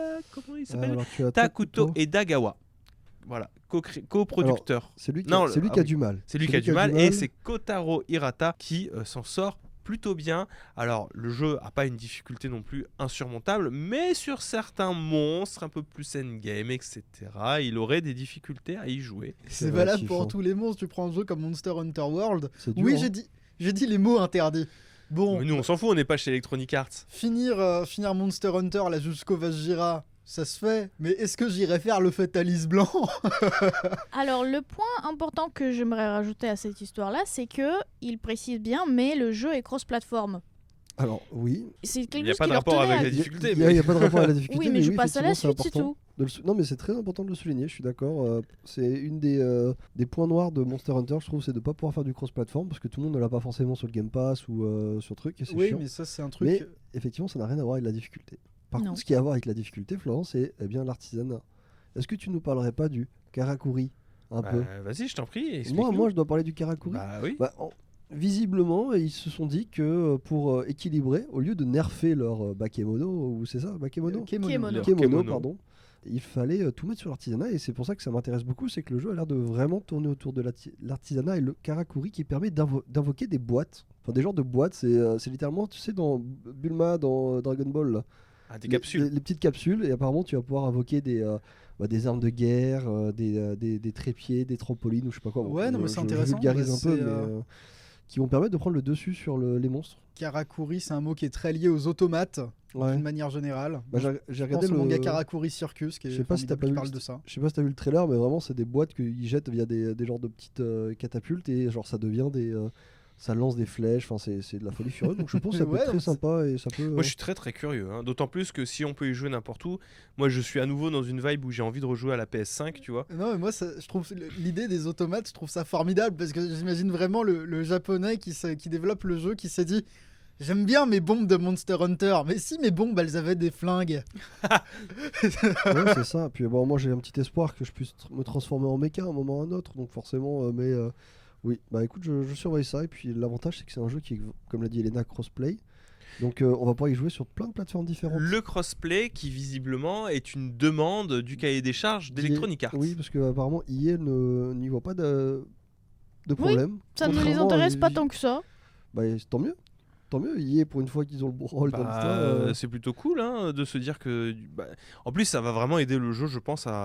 à se faire connaître Pour positivement. pour un nouveau nom comme ça, il vaut mieux. Hein. Dernière précision, c'est un jeu qui se veut pour le moment sans microtransactions prévues, ce qui est rare, hein, pour un jeu Electronic Arts. Electronic Arts, hein, je vous rappelle. Sauf peut-être un jour s'il devait y en avoir, il le précise, ce serait uniquement cosmétique. Ce qui serait pas catastrophique. Faut voir en fait la réception du jeu. Si le jeu fonctionne bien, je suppose qu'il y aura des microtransactions cosmétiques dedans. Encore une fois, je suppose que c'est cahier des charges d'Electronic Arts. Après, tu sais, ils ont dit aussi qu'ils aimeraient que ce jeu soit le pilier du studio. Ouais. Et j'imagine que si tu veux que ce soit un jeu qui reste solide dans les temps, il faut pas mettre en avant justement les microtransactions qui promettent grosso modo le pay to win. Il n'y aura jamais de pay to win là-dedans, je pense. Alors, Mais c'est ça, si tu veux jouer tranquillement et que les gens ils jouent aussi, bah, tu vends Après, le jeu, tu vas pas le contenu à l'intérieur. À voir, à pas partir trop loin avec les cosmétiques, hein, parce que ça fait partie un peu des petits plaisirs de ce genre de jeu, justement de farmer les cosmétiques. Donc Oui, mais il faudrait pas que ça crée des frustrations chez certains joueurs de pas pouvoir ou de juste se retrouver avec les cosmétiques que tu peux farmer et les autres. Non, Mm. mais tout simplement, en fait, là, tout ce qu'on décrit, c'est déjà dans Monster Hunter. Oui, non, mais c'est pour ça. sauf que les voilà, cosmétiques sont gratuits. Alors, les cosmétiques sont gratuits, pas tous. Ah ouais. il faut Ah, faire des events des Si fois. tu ils veux que ton sont- petit chat il ait l'armure de Arthur de Ghost and Goblins, autre jeu Capcom, à mon avis, il faut payer. Il me semble que celle-là est payante. Moi, il me semblait que justement dans Monster Hunter, tous les DLC étaient gratuits en Il y a général. des à part les cosmétiques extensions. payants. Ça, Donc, j'en suis T'es en train de me dire que le chien dans Rise, là, que tu peux mettre en skin Okami, c'est gratuit. Bah, il me semble, oui. Ouais. Je veux pas Non, dire de c'est une vraie bêtises, mais question. Monster Hunter était justement connu Je pour faire des suis- DLC gratuits. Là, quand Elena balance le mot-clé pilier, je suis certain qu'il y aura des campagnes de connexion. Comme dans Monster Hunter, où tu te connectes 7 jours d'affilée et t'as un cadeau à la fin. Moi, ça me va. hein, Probablement. Après, bon, Probablement. actuellement, il parle des mises à jour gratuites qui vont venir pour ajouter de nouveaux Le ranger. Kemono. Oui, bah, c'est marrant, ça me rappelle quelque chose. Bref, ça sort quand déjà ce Ça jeu sort le Demain. 17 février, donc c'est déjà accessible normalement au moment où vous écoutez cet épisode de notre Ah podcast. bah, Et J'irai je suis personnellement chercher très la boîte curieux. religieusement. On enchaîne. Autre actualité que je trouvais intéressante, ça a été un témoignage d'un comédien de doublage qui est malheureusement décédé, Kevin Conroy, qui était la voix de Batman dans la série des Batman Arkham, Ouais. qui était pas extrêmement tendre sur les méthodes de production. Alors si je voulais souligner, c'était pour faire écho à une vidéo que j'avais déjà réalisée sur justement le doublage de jeux vidéo, parce que j'en avais parlé sur la localisation il y a Oui. un petit moment des jeux vidéo, et là on a un petit peu plus de détails sur l'organisation en tant que telle. J'avais dit dans la vidéo que les comédiens de doublage lisaient leurs textes et avaient vaguement une waveform, donc un spectre audio, pour se caler dessus au maximum qu'ils le pouvaient, mais qu'ils n'avaient aucun visuel sur ce qu'ils allaient faire, et que d'ailleurs il y a beaucoup de comédiens de doublage qui ne savent pas en fait ce qu'ils sont en train de doubler et dans quel jeu ça va finir à la fin. Et donc du coup Kevin Conroy, qui a du coup été la voix de Batman sur les Batman Arkham, mais aussi sur le prochain Suicide Squad qui va arriver. C'était d'ailleurs sa dernière apparition avant qu'il ne soit malheureusement décédé, qu'il ne nous quitte, a eu une approche assez virulente quand même de ce métier-là, et qui donne pas très très envie de faire du doublage dans les jeux vidéo. Je vous cite ce qu'il a raconté. Oui. Je t'en prie. Vous faites 4 heures par jour seul dans une cabine, dans le vide, créant le personnage, gardant la voix du personnage vivante, puis créant la situation pour chaque ligne. Et puis, ils la veulent 3 fois.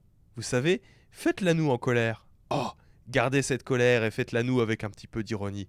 Oh, nous aimons la colère et nous aimons l'ironie. Maintenant, adoucissez-la avec un petit peu d'amour. Au moment où vous sortez de là, vous vous arrachez les cheveux. Vous vous dites, mais qu'est-ce qu'ils veulent que je dise? Alors vous faites ça pendant 4 heures, puis vous avez 1 heure pour déjeuner, et puis vous faites 4 heures de plus.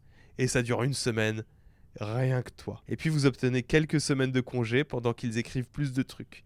Puis ils vous ramènent. Arkham Knight, le 3e jeu de la trilogie Batman Arkham Knight, Arkham pardon, a mis 2 ans à se mettre en place, et c'était 37 000 lignes de dialogue. 2 ans pendant lesquels le monsieur, quand même, il était enfermé dans une cabine à lire des lignes de dialogue. Bon, il a pu sortir quand même pour faire sa vie, hein, je précise, parce qu'il a pas l'air de le dire. Non, il était nourri dans la boîte. Ils l'ont enfermé dans une boîte pendant 2 ans. Voilà, ça doit pas être marrant en vrai, et je trouve que c'était intéressant, qui peuvent montrer un petit peu les limites du doublage de jeux vidéo, parce que évidemment que si tu veux un jeu doublé, t'es obligé de passer par là, parce qu'il y a beaucoup plus de lignes de dialogue que pour un film, où dans un film tu n'as pas cette... Le film va durer 2 heures, point. T'auras les dialogues sur les 2 heures. Là, il faut envisager plein de choses si c'est un jeu à choix multiples. J'ose même pas imaginer les personnes qui sont mises à doubler des jeux comme Cyberpunk ou des trucs comme ça. Oh là là. Ça a dû être une horreur absolue. Je tenais voilà à vous présenter ce petit témoignage. Je pense pas qu'il y a besoin de passer plus de temps là-dessus. Non, là-dessus. non, pas vraiment. Voilà. Bah, on passe à la suite. On passe à la On suite. passe, allons-y.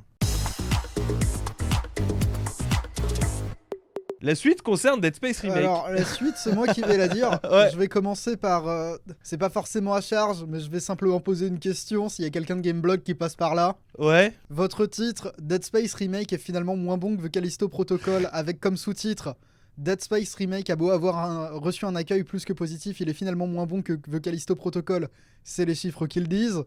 Les gars, je vous aime bien. Je sais que les temps sont durs dans la presse jeux vidéo.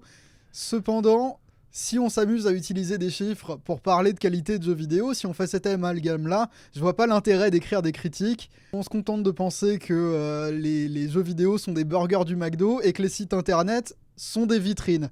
Voilà. Maintenant, on va passer sur le fond du problème. Parce qu'il y a une actu quand même. Il y a une actu derrière. C'est qui est juste... intéressante à analyser. Oui, elle est quand même intéressante à analyser. C'est juste la forme que ça prend dont je suis pas fan. Dead Space Remake se vend moins que The Callisto Protocol. Pourtant, Dead Space Remake est vraiment meilleur que The Callisto Protocol. Oui. Cependant, Dead Space Remake est un remake, contrairement à The Callisto Protocol. À partir des propositions précédentes, dresser un état du problème, vous avez 2 heures. Bah, en fait, c'est surtout que Callisto Protocol est arrivé avant Mais oui, Dead Space et qu'il se bien positionnait sûr. déjà dans une filiation à Dead Space, vu que c'est le même créateur, enfin que c'est le créateur de Dead C'est- Space oui. qui a fait Callisto Protocol. Sauf que c'est ce La qu'on- c'est ce qu'on- question dans cette histoire, c'est pourquoi. Comment ça, pourquoi? Bah, comment ça se fait que Callisto Protocol fait meilleure vente? Pourquoi est-ce que... Pour moi, la question elle est simple. Je pense que les deux jeux se sont parasités. Je pense que Callisto C'est Protocol, marrant, Parasité, Dead Space. Callisto Protocol aurait un peu mieux parce que c'est un bid. Oui, c'est-à-dire qu'il se c'est pas vend un mieux, bid. mais 2 millions quand même, c'est bien, tu vois, mais il se à vend l'échelle beaucoup des... moins. Ouais, c'est ça, Voilà. à l'échelle de ce qui avait été prévu par le studio, c'est un C'est bid. pas incroyable. Et je pense qu'il se serait mieux vendu s'il n'y avait pas Dead Space Remake qui venait genre littéralement le mois d'après. Et Dead Space Remake se serait mieux vendu s'il n'y avait pas Callisto Protocol qui était avant. Et les deux jeux se sont fait une mauvaise publicité l'un l'autre, dans la mesure où tu as des gens qui, je pense, attendaient Dead Space et n'ont pas acheté Callisto Protocol, et d'autres qui ont joué à Callisto Protocol et qui se sont dit, bah du coup je vais pas jouer à Dead Space Remake parce que ça a l'air d'être similaire, tu vois. Ce qui est faux. Hein. Ce C'est qui est faux, entièrement c'est des faux. jeux quand même relativement différents. hein. Mais je pense que les deux se sont parasités l'un l'autre là-dedans et que c'est débile parce que je suis sûr que Glenn Schofield, donc du coup le créateur de Dead Space qui a fait Callisto Protocol, a rushé le jeu pour pouvoir le sortir avant Dead Space et que il s'est tiré des balles dans le pied à ce niveau-là pour justement le sortir avant, ce qui est horrible parce que du coup il est sorti pas fini sur PC et sur Series X. Et il est sorti pas fini avec plein de bugs partout pour un jeu qui finalement était pas si révolutionnaire que ce que les gens pouvaient l'espérer. Et que ça a tiré du plomb dans l'aile de Dead Space Remake qui aurait mérité d'avoir un petit peu plus de mise en avant pour un jeu qui est finalement très très exceptionnel quoi. Enfin, Bah, c'est-à-dire que c'est le remake d'un jeu qui était déjà très bon à la base. C'est Ouais. une jolie manière de faire un remake, il est très agréable. Je suis content d'en avoir fait le tour, moi, de Dead Space Remake. Dead Space tout court parce qu'il n'y a pas remake dedans. Oui, je sais, mais c'est comme ça, je les dissocie. Ouais. Parce que sinon, voilà, bon, Sinon, il c'est y, a dommage. il y a un autre point à prendre en compte aussi. J'écoute. Certes, Callisto Protocol il est sorti avant Dead Space, mais il est sorti très précisément le 2 décembre. Et qu'est-ce qui arrive en mois de décembre? Je sais pas, là c'était une semaine après mon anniversaire. C'est donc, Noël. C'est nul. C'est Noël, C'est nul. À étagère. côté de mon anniversaire, c'est Noël. nul. Il arrive Noël et il arrive que certaines personnes, elles peuvent bien vouloir un jeu de ce style-là pour son Noël et pas après.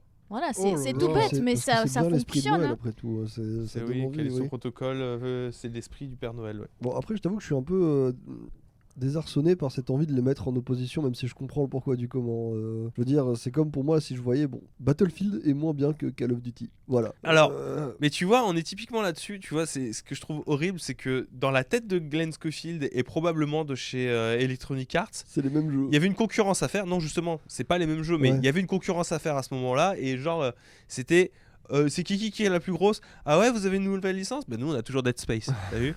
Hein, connard? Ouais, je trouve ça Et dommage. ils se sont battus. Sauf que dans la tête des joueurs et des joueuses, bah c'est les mêmes jeux. Ouais, mais Tu vois, du coup, c'est super triste. Je vais pas acheter 2 fois le même truc. Ou j'ai déjà eu l'expérience Callisto Protocol.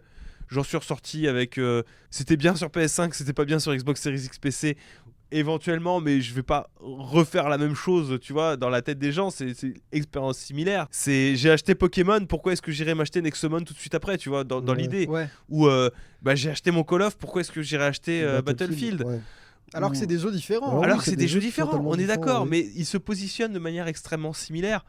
Et je pense que le problème, il est essentiellement là. Maintenant, est-ce que c'est légitime de faire un titre putaclic ? Je ne sais pas.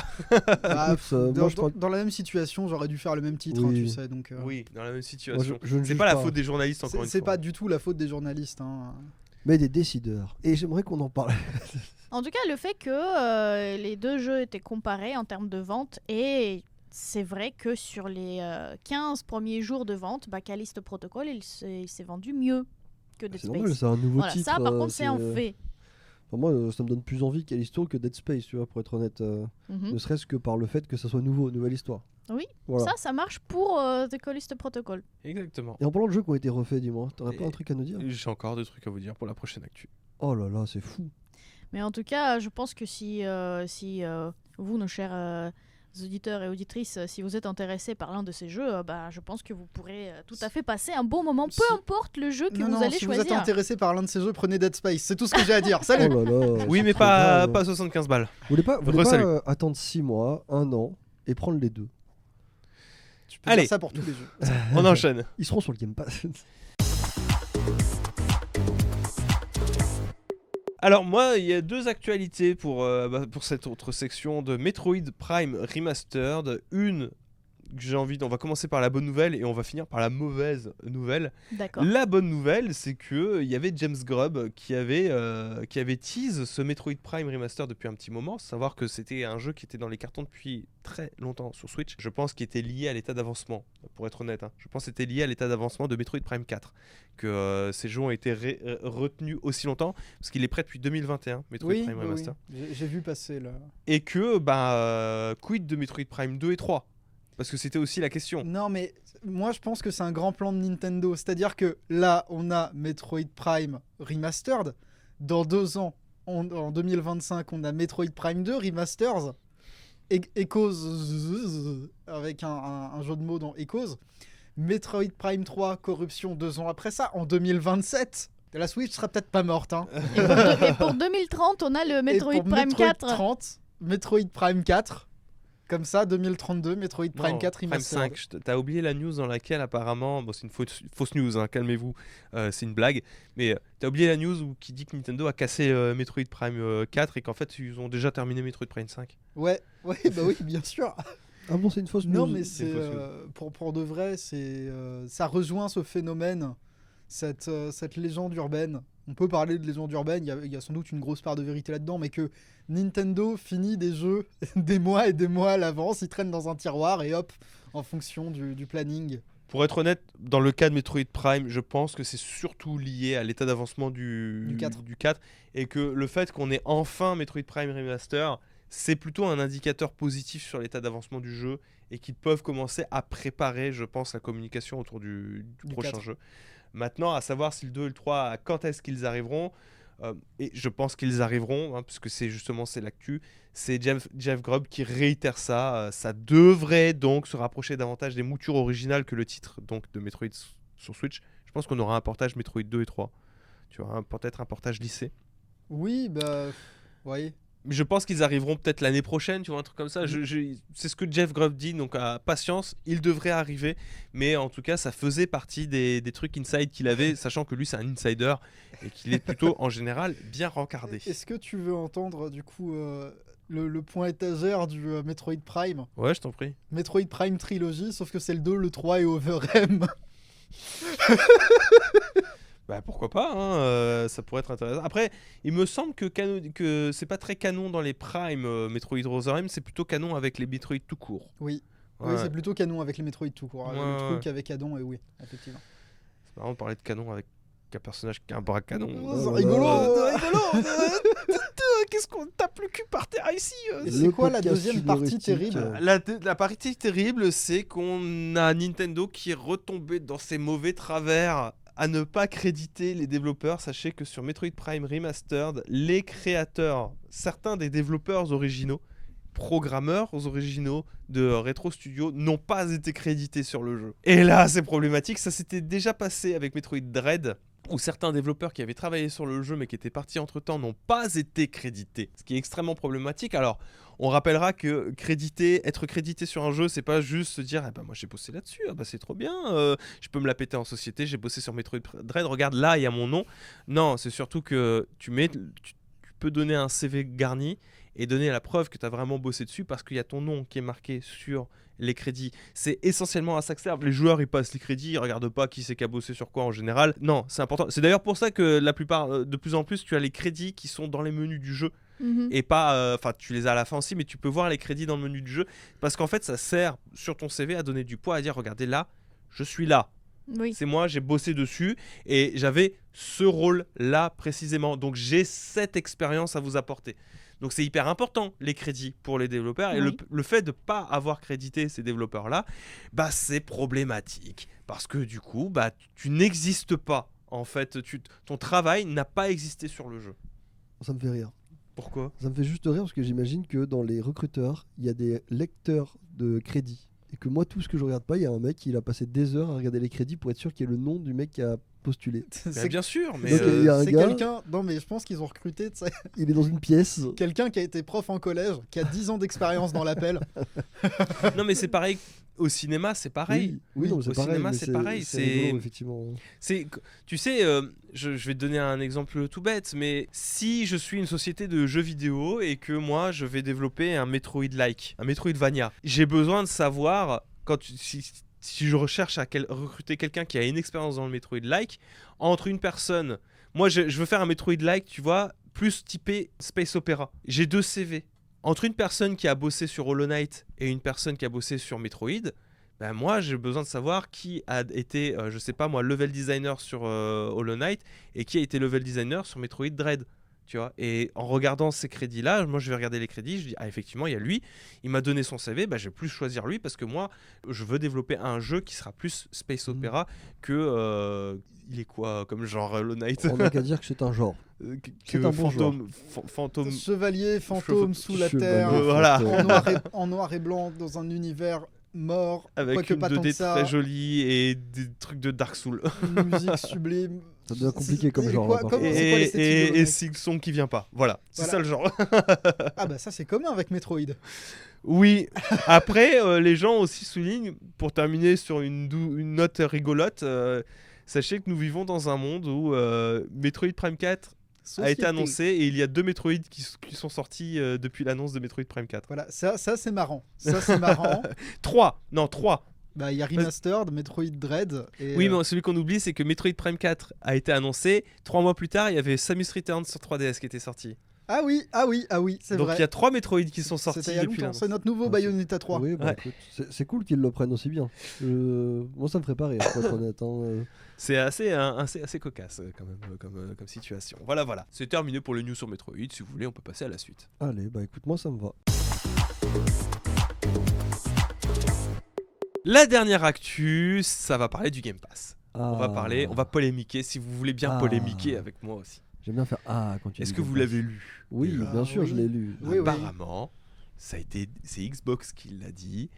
Le fait de sortir un jeu sur le Game Pass a un effet négatif sur les ventes de jeux. Ah bon Oh, j'entends, Sans déconner. j'entends des nus. Ne soyez pas surpris, hein. La surprise, monsieur Bemerge. Attendons, c'est surprenant dans la mesure où Phil Spencer avait tenu le propos inverse en Oh, disant ah. que non, la vente de jeux n'est pas impactée par la sortie sur le Game Pass. Après, ce que tu dis pas, c'était il y a 5 ans. C'était pas il y a 5 ans, c'était il y a 2 ans à peu près qu'ils 2018, avaient tenu ça. c'était pas. Il avait dit ça en 2018? En 2018, ouais. Le Game Pass c'est si vieux que ça? Il est sorti en 2017, le Game Pass, et effectivement, parce que j'ai regardé, le Game Pass, il a pas menti, ça boostait les ventes parce que c'était des jeux. Le problème, c'est que c'était la nature des jeux qui était mis en avant à l'époque, c'était Sea of Thieves. Ouais. Personne n'a envie d'être soumis au Game Pass pour Sea of Thieves, parce qu'il y a un profil, il y a une expérience, et il y avait State of Decay aussi. Donc je veux bien croire qu'à l'époque, oui, ça forçait les ventes. Le truc, c'est il y a 5 ans. 5 ans, c'est il y a loin, mine de rien. Bah, c'était il y a 5 ans et je pense que depuis, il y a les gens qui ont intégré le Game Pass dans leur habitude de jeu. C'est devenu normal de payer tous les mois pour ça. Et que du coup, les gens n'achètent pas de jeux, ils attendent de voir s'il va arriver sur le Game Pass ou pas. Mais surtout, la quantité des Game Pass, d'abonnements Game Pass, elle a explosé. Si il y a 5 ans, on pouvait dire, d'accord, il y a un Puis, petit les serveurs nombre étaient- d'abonnés Game Pass Mhm. et qui profitent de ce service-là, mais du coup, mettre en avant le jeu sur ce service-là, ça donne peut-être envie aux autres de l'acheter, ou ils le testent et ensuite ils l'achètent. Mhm. Maintenant, aujourd'hui, là, parmi nous, qui n'a pas Game Pass? On est 4. Répondez, les auditeurs et auditrices, répondez. L'avez-vous? Ouais. Dites-nous si vous l'avez. Si Ouais. vous l'avez pas, ça commence à être Ça commence à du original. Netflix, hein. Tout le monde a un compte Game Pass, presque, qu'il soit Ultimate ou... Ou PC ou PC, voilà, console. c'est ça. exactement. donc, Et donc, effectivement, les gens, ils regardent d'abord s'ils ont le jeu sur Game Pass et ensuite, ils l'achètent pas s'il y est. Ils s'amusent le temps qu'il est disponible et Alors, ces révélations, elles sortent pas de nulle part non plus.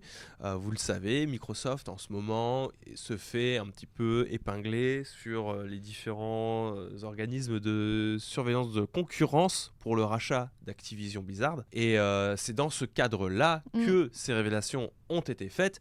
Vous savez, toujours dans cet objectif de minimiser leur impact Bien concurrentiel avec Sony pour le rachat d'Activision et surtout de la licence Call of Duty en disant non mais vous savez c'est pas si grave si les jeux passent sur le Game Pass parce que regardez c'est les chiffres qui parlent, si Call of Duty arrive dans le Game Pass il y aura une diminution des ventes donc c'est pas si grave que ça si on le rachète. Vous voyez, non seulement on est outsider et en plus notre Game Pass ça provoque des baisses de vente. C'est fou. Bon, après, c'est le rapport temporaire de... C'est quoi? C'est la Competition and Market Authority, Mhm. Grande-Bretagne. Donc c'est à voir, à suivre, parce qu'ils ont toujours leur délire de... Tu sais, 10 ans, c'est ça? Ouais. Ils avaient dit que PlayStation pourrait exploiter pendant 10 ans le truc, donc à suivre. Mais bon, oui, c'est toujours cette affaire, finalement, on y revient. La news était pour parler des cannibalismes des ventes, et finalement, on y revient à c'est la guerre. Nous Ouais. sommes en guerre. Et plus ça va, et plus je trouve personnellement que c'est ridicule. C'est chiant. Microsoft a cette attitude de minimiser son impact sur le jeu vidéo qui est assez pénible. Parce Oui. que, oui, évidemment que du coup, ça cannibalise. Mais derrière, ça crée de nouvelles habitudes de jeu qui commencent à bien s'installer. Et quelque part, ça ne m'étonne pas que PlayStation Ils jouent là-dessus. Hein. Ils jouent, ils sont jouent en mode- là-dessus, mais même que sur leur propre service, ils ne veulent pas mettre les jeux Day One dessus parce que eux, ce qu'ils veulent, c'est encore les ventes physiques. faire des ventes, même pas physiques, mais au moins les ventes en dématérialisé, quoi, parce que c'est là-dessus qu'ils gagnent de l'argent aussi. Et on a besoin de plus de flou. En fait, révéler ces chiffres-là Mhm. de cannibalisation de vente, ça appelle à révéler d'autres chiffres aussi, Oui. qui sont plus centrés sur les habitudes des utilisateurs, savoir comment est-ce qu'ils fonctionnent vis-à-vis des jeux. Est-ce que c'est vraiment une situation très personnelle de notre cas de se dire j'attends qu'un jeu arrive sur le Game Pass parce que je sens que ce jeu va finir sur le Game Pass, Mhm. ou est-ce que c'est quelque chose qui est beaucoup plus, on va dire, qui est beaucoup plus commun aux joueurs qui possèdent le Game Pass? Est-ce que ça concerne que nous ou est-ce que c'est tout le monde qui pense comme ça aussi? Je suis curieux de savoir ça. Bon, du coup, c'est un seul exemple sur 10 millions, mais on connaît quelqu'un qui a découvert Game Pass il y a 2 mois? Ouais. C'est ton Mon frère ouais. qui vient de se rendre compte que le Game Pass existe et que surtout c'est hyper efficace en termes d'économie financière finalement. Il s'est parce rendu compte que la plupart des jeux qu'il avait achetés sur Switch avant, c'est des jeux apparus qui étaient sur le Game Pass Ouais. en fait. que ce soit sur Switch ou Non, sur mais d'autres pour moi, pour le joueur entre consoles, guillemets casual, c'est une mine d'or ce truc. Hein, et je vois le négatif que ça apporte, mais je vois aussi le positif que ça apporte pour la plupart des joueurs. Le seul truc qui encore est à la faveur de la Switch, je trouve, sur des indépendants qui arrivent Day One sur le Game Pass, Ouais. c'est que tu peux y jouer en portable tranquille et que c'est une expérience que tu ne peux pas avoir avec le xCloud, dans la mesure où le xCloud est pour le moment Il est pas exceptionnel. il est nul à chier. Il Je joue à la il est ramasse. vraiment à la ramasse. Surtout hein. quand tu joues sur Apple comme. N'est-ce Oui, mais il y Ouais. a pas que sur Apple. Moi, j'ai essayé sur d'autres devices et le problème reste le même. Hein. pas Mhm. Entre Même connecté en Ethernet, c'est pas fou. même connecté en Ethernet, c'est pas fou. Je l'ai essayé sur Mac, je l'ai essayé sur Android, je l'ai essayé sur mon Steam Deck. Il y a toujours ce problème. C'est même pas la latence. La latence, ça va en vrai, c'est ok.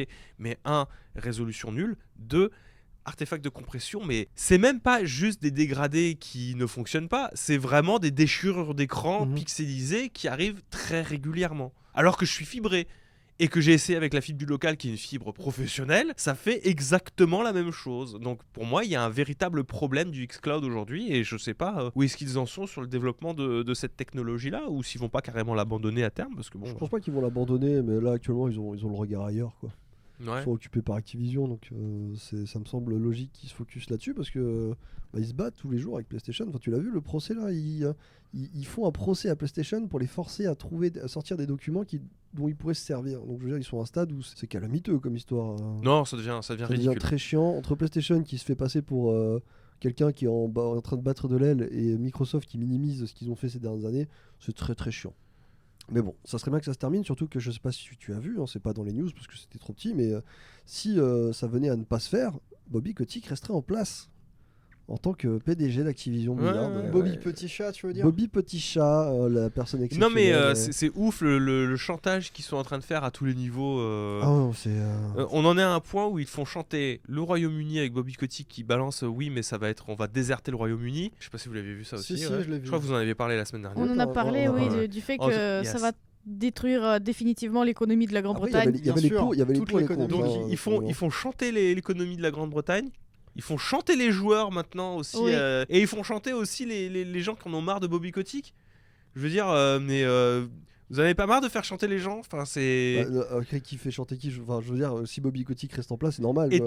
tout ça, et moi ça me fume toujours autant, mais j'ai l'impression de me répéter à chaque fois qu'on parle. Tout ça pour Call of. C'est fou, Je veux hein. dire, ok, Call of c'est énorme, mais enfin il y a World of Warcraft à côté aussi qui va se faire racheter, et puis toutes les licences d'Activision. Enfin, rien que King, c'est problématique en vrai le rachat de King. Mais oui, Mais ça on n'en parle pas, on se sent sur Call of Duty, mais vous êtes sûr que vous vous attaquez au bon truc parce que Call of Duty, aux dernières nouvelles, c'est une licence qui est en stagnation hein, et qui est pas aussi vénère que des Fortnite par exemple, ou que même le pognon que rapporte World of Warcraft. Quoi. mais ça, tu vois, c'est un problème qui sort, je m'imagine, des faiblesses, des connaissances des juges qui sont sur l'affaire. Je suis désolée, Ça serait réglé depuis mais longtemps si il y avait des gens qui comprenaient ce qui se passe. Call of Duty, c'est tellement populaire. Malheureusement, c'est les ados qui jouent à ce jeu, qui commencent très tôt, Pourquoi donc malheureusement. on part... Bah, c'est un jeu qui n'est pas Peggy 12, je te rappelle. Peggy 12. C'est ça. Donc du coup, les juges qui sont chargés de l'affaire, il y a forcément des enfants qui jouent à ce jeu-là. Donc c'est peut-être le seul jeu qu'ils connaissent dans le lot. Sauf s'il y a éventuellement le World of, les WoW, etc. Mais c'est surtout ça. C'est les gens qui s'occupent de ce genre de dossier. Ils ne connaissent pas forcément le marché de jeux vidéo, même s'ils font des recherches, même s'il y a des assistants qui font de leur mieux pour récupérer toutes les informations possibles, il leur manque des choses, malheureusement. Et donc c'est pour ça que le point le plus important de ce rachat-là, c'est Call of, c'est pas King. Bon, Pour Pour il y a- autant, je crois que c'est King qui a fait la plus grosse partie des revenus d'Activision Blizzard sur cette fin d'année, par exemple. Donc c'est quand même important. Mais même, enfin bon, bref, on va pas, Bah, on va on pas, peut on en va pas débattre. Oui, s'éterniser là, là-dessus. hein. On commence à plonger, c'est l'iceberg en fait de la revente d'Activision Blizzard. Moi, j'espère quand même que ça se fera parce qu'il faut quand même le dégager Kotick au bout d'un moment. Oui, Parmi mais bon. s'il y avait qu'un seul point positif à tout ça, hormis le fait que j'aurais peut-être WoW dans le Game Pass et ça me donnerait envie, que Kotick dégage, parce que pour moi c'est un des monstres du JV. Il a pas apporté quoi que ce soit. Robert Chatton. À chaque fois que tu Robert Chatton. oui voilà, à chaque fois que tu retombes sur le nom Kotick, pour moi il y a que Le des nom désastres. Chatton. hein. Que ce soit, on en avait parlé avec Brutal Legend. Tu t'en souviens le mec qui avait dit mais moi j'emmerde ce gars, genre Non, Oui, vraiment. ce oui, serait oui. plutôt Robert Minou. C'était Robert Minou. Robert Minou, voilà. Oui. Donc c'est un enfer. Et moi, ça m'emmerde de savoir qu'il restera en place. Parce que justement, il y aurait aucun moyen de le dégager après ça. Quoi. Donc, C'est- moi, mon donnez-lui son argent, foutez-le dehors. Possiblement, s'il peut se faire poursuivre en justice après. Après, si Ça c'est serait pour qu'il génial. se relance dans le business de jeux vidéo, parce qu'il a quand même des compétences et les Il, dents a de longues. l'argent, bon, il aurait de l'argent. Mais après, est-ce qu'il arriverait à relancer? Je sais pas. Ouais. Parce que quand t'as Activision Blizzard, t'as King, etc., je pense que t'as tout ce qu'il faut pour lancer quelque chose. Quand tu repars de zéro, même avec de l'argent, et que tu as donné tous tes trucs à côté, tous les grands noms qui faisaient que les gens reviennent malgré le fait que tu sois un enfoiré suprême, je pense qu'il n'arriverait pas à se relancer. Faut voir. Bah, il On n'est faudra pas, surtout je suis pas racheter expert, le nouveau personnel et là. hein. Ouais. Oui, c'est ça, c'est compliqué. Parce que les gens qui viennent, encore une fois, on en parlait, c'était la passion. Oh, je vais travailler sur mon Call of, je vais travailler sur WoW. Là, moi, tu me dis, oui, bah, il y a Bobby Kotick qui lance une nouvelle franchise. Va te faire foutre. Genre, vraiment, j'en ai absolument rien à foutre. Donc, bon, voilà. On croise les doigts, ne serait-ce que pour ça. Mon mot de la fin de cette histoire, et après on pourra passer à autre chose. Écoutez, si je voulais me laisser faire chanter là, par Activision, je leur demanderais au moins de ressusciter Guitar Hero Bah, alors, et par extension Neversoft. je croyais que DJ Hero. c'est pas dans les plans de Microsoft de le faire revenir, d'ailleurs. Je crois qu'ils te font chanter, finalement. Ah bah écoute, Ça y est. oui, bah, Mais avec les batteries et tout. Hein. Oh, Oui. non, on préfère un groupe Ouais, comme dans tant South qu'à Park. faire, Ouais. on ferait un groupe comme dans South Park. Pour celles et ceux qui n'auraient pas tilté, je sais pas si on avait déjà parlé, mais Kotick en russe c'est très proche du mot minou. Petit Oui, chat. c'est c'est pour ça la petit vanne chat. depuis tout à C'est l'heure. pas C'est ça. chaton, c'est petit Donc chat. si on veut vraiment franciser son nom, ça ferait Robert Minou. Oui. Et c'est précieux. Robert, non mais c'est- ça c'est pourrait beaucoup devenir trop un près. personnage. de- Bobby, attends, c'est pas le nom affectif de Robert? Ah, si, Du coup, ça serait C'est- Bébert Minou? des Bobby. Je Minou. ne laisserai pas bébé être associé à ce genre de truc. Bébert Minou. Non, mais ça pourrait devenir un personnage de vidéo, ça. Hein. Bébert Je- Minou. Alors, je propose qu'à partir d'aujourd'hui, nous n'appelons plus Bobby Kotick par son nom, Bobby Kotick, mais qu'il devienne officiellement pour nous Bébert Minou. Ah bah, d'un côté, ça me plaît parce que tu sais que ça me fait beaucoup rire. Bébert, de l'autre, ça me fait chier parce que Bébert, j'aime beaucoup. Donc, qu'il soit Et en plus, associé à lui. Bébert, c'est son nouveau nom de C'est mon- personnage de Donjons et Et Dragons, ouais, en plus, ça va pas le faire. On peut l'appeler Bebs, tu vois, je sais pas. Bebs. mais- Babes. Bebs Minou. mais, Alors, Babes, c'est comme Babes, tu sais. Oui, bah pour moi, c'est un petit cochon, donc oui, Bebs. Mais voilà, bah écoute, je sais pas comment terminer ça. Eh bien, en se disant que c'est la fin des Blast News, On va, par manger, exemple, on va manger des frites. qu'on Quentin va aller manger, On va manger des et frites. que on vous embrasse La et que semaine 2 merci des de nous avoir frites. écoutés. Merci beaucoup. Oui, Ces merci Blast beaucoup. News touchent à leur fin. Je vous laisse un petit mot. Mouah. Chaise. Ouais. Frites. Merci. Au revoir. Ciao.